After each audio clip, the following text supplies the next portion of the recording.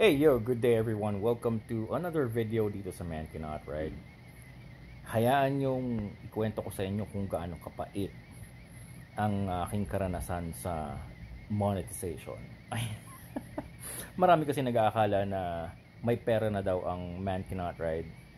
May naghahanap na ng mga stickers at ng mga prizes, mga giveaways. Pero yun, sadly, hayaan yung ikwento ko ngayon sa inyo sa video na to. But una muna, I want to wish you all a good evening. Today is Thursday, September 12. So tomorrow is such a good day because it's Friday the 13th. That's my favorite day and date. Okay. But anyway, ito. Napakaganda ng mood ko ngayon dahil napasabak tayo ng jamming sa isang banda on the spot. Kumain lang kami dito sa may Bagnet, 8065 Estrella, Makati. Kilalang kilala yung spot na yun.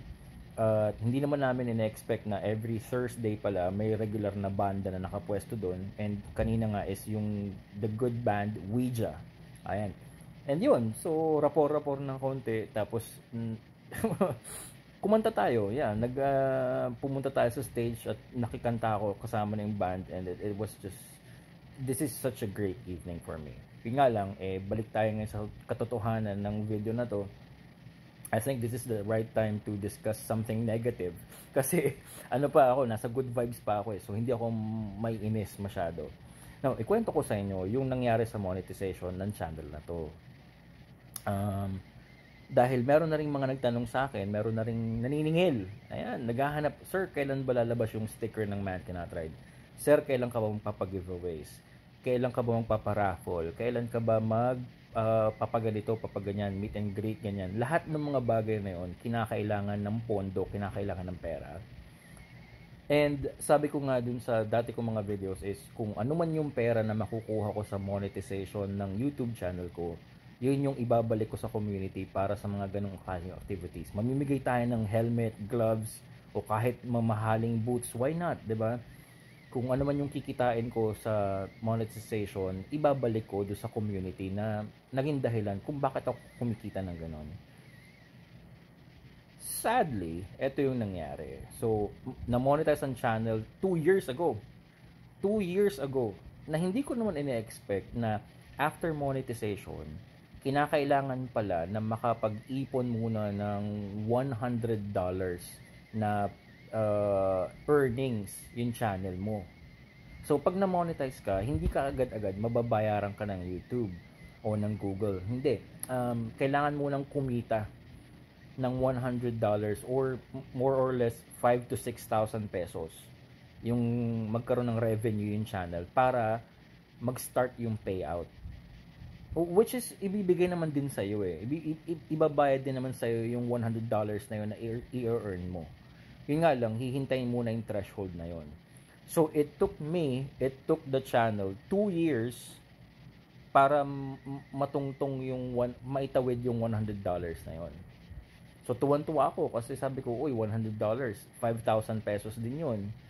Pang gas din yun, pang change oil, and of course, pang giveaway yun sana, pampagawa ng sticker, pang giveaway sana, kahit simpleng gloves lang or what, safety gear, di ba? Mga maliliit na bagay. Nung dumating sa akin, pinili ko kasing mode of payment is check. Kasi wala akong,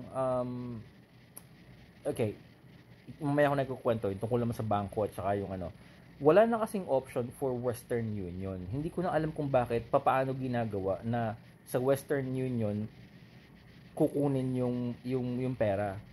Kasi dati yung ginagawa ng iba ganun sa Western Union kinukubra yung sweldo sa YouTube. Ngayon hindi ko na alam kasi wala naman sa options.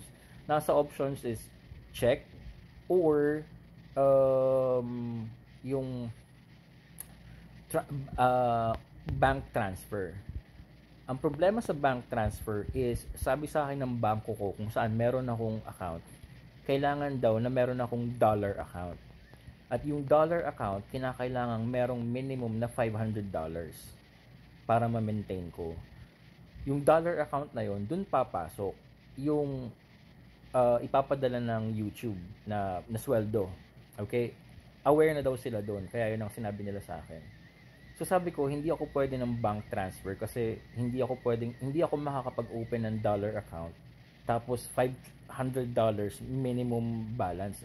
Wala nga akong pera, di ba? So send check na lang.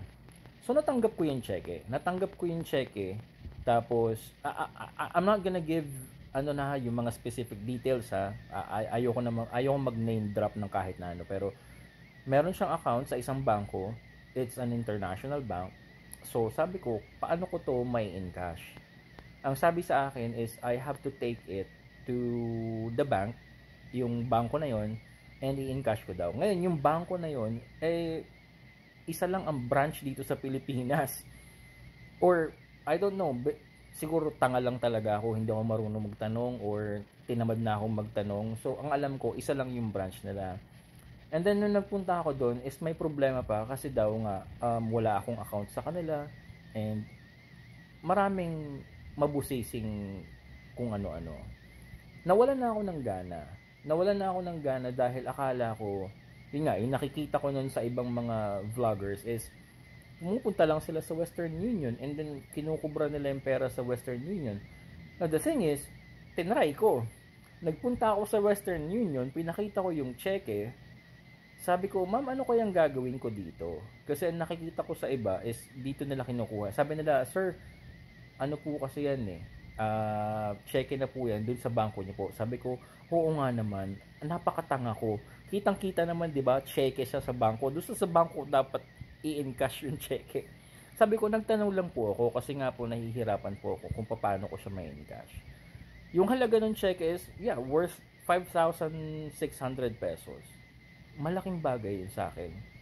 Napakarami ko nang magagawa sa 5,600 pesos. Change oil na lang ni Octavia, maraming change oil na yun Pambili ng mga, let's say, brake pads or ang maintenance, coolant, madami na yun. So nanghihinayang ako. Tapos nakita ko pa doon sa fine print ng check, kapag hindi ko yun na-encash within 90 days, if I'm not mistaken, titingnan ko uli mamaya kasi nandito lang sa akin hindi ko na siya ma-encash. So at one day, yung araw na yon na napagod ako ng kaiikot, to the point na willing na akong mag-absent sa office. Hindi pa naman ako, no work, no pay ako So, pag nag-absent ako, hindi ako babayaran. Willing ako na mag-sacrifice. Ang bangko nun, di ba, hanggang alas 3 lang. So, hindi ko to kayang gawin. Sabi ko, hindi naman pwedeng weekends kasi sarado sila. So, nawalan na ako ng gana. Yun yung bottom line nun, nawalan ako ng gana. Sabi ko, ganito pala kahirap. Na yung pinaghirapan ko na makapagpadami ng subscribers at makapagpataas ng views, kung sino-sinong kinulit ko para manood ng videos ko, wala. Napunta lahat sa pagkadismaya. Now, siguro talagang ako ay tanga at bobo. Hindi ko alam ang gagawin ko. Wala naman akong makausap. I tried sending emails to people I know. Wala naman ako natanggap na reply. Kinapalan ko ang mukha ko. Nag-chat ako sa mga motovloggers na alam ko. Pero walang nakakita siguro sa message ko. So wala talaga akong mapagtanungan. And hindi ko rin makontak hindi ko rin makontak ang Google, although marami akong kaibigan sa may BGC, sa may Google, pero sabi nila, pre, hindi sa amin yan sa corporate daw yan. And yun nga, parang talagang sumuko na agad ako.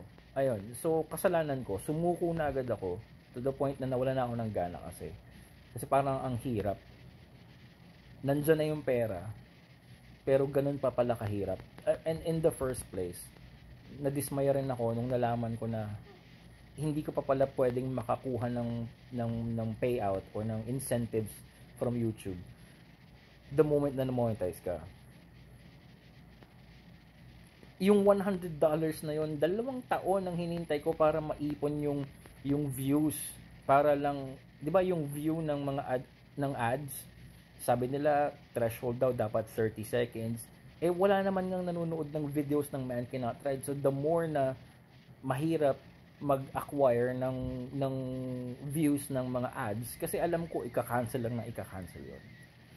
So yun, at one night I just decided na alam ko na i-demonetize ko ang lahat ng videos ko. So tinanggal ko yung monetization sa lahat ng 1,000 plus videos ng Man Cannot Ride. Kaya ngayon makikita niyo yung mga videos ng Man Cannot Ride, wala na siyang ads kahit katiting. Tinanggal ko yung monetization para, di ba, parang kung hindi ako makikinabang dun sa pinaghirapan ko, then wag ring makinabang yung iba. Million, billion ang pinapakinabangan ng Google at saka ng YouTube sa atin. Tapos napaka-simpleng 5,600 pesos. Ganon kahirap kuhanin. Anyway, so siguro talagang ako, I submit to your hating and to your bashing. Kung sa tingin nyo tanga ako, bobo ako, then fine. Ako na yung tanga, ako na yung bobo. Hindi ko alam ang gagawin ko. But I just decided na this is not worth my mental health. Kumbaga, I will keep doing yung mga videos dito sa Man Cannot Ride for free. Hindi ko kinakailangan yung monetization. Wag na, bahala na. Hindi ako mayaman, wala akong perang pangtustos sa mga ginagawa ng mga motovloggers. Ni sticker nga, wala akong pampasticker. Diba? So, hayaan ko na. Ganun talaga eh. Maraming salamat sa mga sumusuporta at nanonood. Kung kahit walang stickers, kahit walang giveaways, kahit walang ayuda, kahit walang sponsors, nanonood kayo sa mga videos ng Man Cannot Ride. Maraming salamat. So, I'm just gonna keep on doing what I love doing, yung sharing my lessons in life, especially sharing my lessons in riding. Yung lahat ng mga natutunan ko from other people na merong expertise in riding, i-share ko sa inyo. Uulitin yung mga topics na ginagawa ko because I'm again promoting safety, road strategy, proper riding skills, proper riding gear and everything. And syempre, nakikita nyo pa rin yung mga videos ko. May mga videos ako na mabilis ako, splitting lanes, 'di ba? I'm also promoting fun. Pero meron kasing there's a good balance of fun and safety rin naman eh. Hindi naman talaga boring ang safety. But anyway, I'm just gonna keep doing what I'm doing with or without monetization. May pera man akong makuha dito or wala. I mean, sa ngayon talagang wala na. O hindi na ako umaasa. Not unless someone can help me. Not unless someone out there can help me. Oy, Ote, halika dito, tanga ka eh. Hindi mo alam mong gawin. Gato gawin mo. Yan. Then, I will probably enable or reactivate monetization at kung ano man yung kikitain again ng channel na to sa mga videos na ilalabas ko. Then, tulad ng sinabi ko dati, ibabalik ko yun sa community. So, sa ngayon, ewan ko, gagawin ko na lang muna siguro ng paraan. Siguro mag-extra savings na lang muna ako para kahit pa paano, 'di ba? Kasi may mga nami-meet akong subscribers sa labas na nakilala nila ako. Tatlong subscribers na ang na-meet ko sa labas at nakakatuwa kasi wow, parang napakaliit ng mundo. Alam kong 2,000 lang yung subscribers ng Man Cannot Ride pero tatlo na-meet ko na in person. So nakakatuwa. Maraming salamat sa inyong lahat. Ayan, mabuhay kayo, pagpalain kayo. And dun sa mga nag-aasam na maging motovlogger, huwag kayong panghihinaan ng loob dito sa sinabi ko. Kasalanan ko lang siguro talaga to. Ako yung may mali. So, gawin nyo yung gusto nyo gawin. And if you can earn from doing what you love doing, then that's good. That's really good. Walang masama na mayroong kang perang nakukuha sa mga magagandang bagay na ginagawa mo. So, good luck sa mga aspiring motovloggers yan. But for me, I'm just done with monetization. Maybe it's not for me. Hayaan ko na lang. Ganun talaga ang buhay. So I will see you on the next video dito sa Man Cannot Ride. Maraming salamat. You ride safely and enjoy your motorcycles.